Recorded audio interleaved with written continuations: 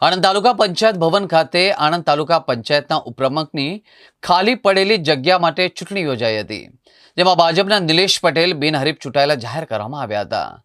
ભારતીય જનતા પાર્ટીના સભ્યો અને પદાધિકારીઓએ તેમને શુભેચ્છાઓ પણ પાઠવી હતી। આણંદ તાલુકા પંચાયત હસ્તકના 4 જેટલા ગામોના આણંદ મહાનગરપાલિકામાં સમાવેશ થતા ઉપપ્રમુખની ખાલી પડેલી જગ્યા માટે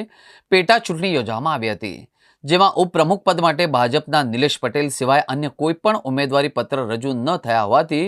ચૂંટણી અધિકારી ડોક્ટર મયુર પરમારે નિલેશ પટેલને ઉપપ્રમુખ પદે બિનહરીફ ચૂંટાયેલા જાહેર કરવામાં આવ્યા હતા। ઉપપ્રમુખ પદે ચૂંટાયેલા નિલેશ પટેલને જિલ્લા પંચાયતના પ્રમુખ હસમુખભાઈ પટેલ, જિલ્લા પંચાયતના સભ્ય, ગામના સરપંચ સહિત તાલુકા પંચાયતના સભ્ય અભિનંદન પાઠવ્યા હતા। ભારતીય જનતા પાર્ટી મોવડી મંડળ ભારતીય જનતા પાર્ટીના જિલ્લા પ્રમુખ શ્રી સંજયભાઈ પટેલ તથા આણંદના ધારાસભ્ય બાપજી તથા સાંસદ શ્રી બકાભાઈ તથા ભારતીય જનતા પાર્ટીના જિલ્લા સંગઠનના તમામ હોદ્દેદાર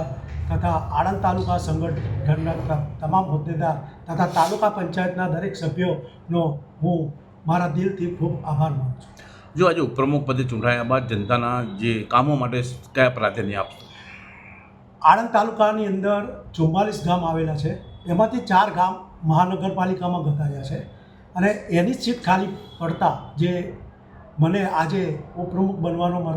મને મોકો આપ્યો છે, તો જે 40 ગામો છે તેના માટે હું દરેક ગામમાં જઈશ અને સરકારશ્રી તરફથી આવતી જે ગ્રાન્ટોનો સદુપયોગ થાય તે માટે દરેક ગામો ફરી અને વિકાસના કામોમાં મદદરૂપ થઈશ અને કંઈ બી પ્રશ્ન જે તે ગામમાં હશે તેનું નિરાકરણ લાવવા માટે પ્રયત્ન કરીશ।